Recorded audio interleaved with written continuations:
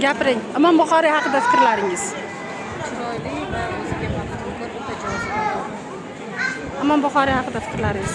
Juda katta mablag' tikilgan. Turli masalalarni aytmasa bo'lmaydi. Katta mehnat va juda takrorlanmas mehnat yotibdi bu yerda. Buni yana qayta takrorlash uchun yana necha yillar kerak. Ta'zimnaman bajarganlarga, prezidentga, yordamchilariga, hammasiga minnatdorliklarim. Shunday go'zallikni Samarqandimizda ko'rganman. Rahmat. Imom Buxoriy haqida fikrlaringiz.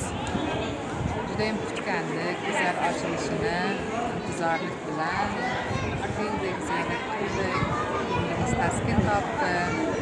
Xudo xohlasa hammani mushkuli oson bo'lsin. Kim nima niyatda qadam rajida qilgan bo'lsa, hamma o'z niyatiga yetsin. Hamma sog' salomat bo'lsin, yurtimiz tinch bo'lsin, osmonimiz bugun bilan Imom Buxoriy haqida fikrlaringiz. Shoshma o'zmay. Imom Buxoriy haqidagi fikrlaringiz.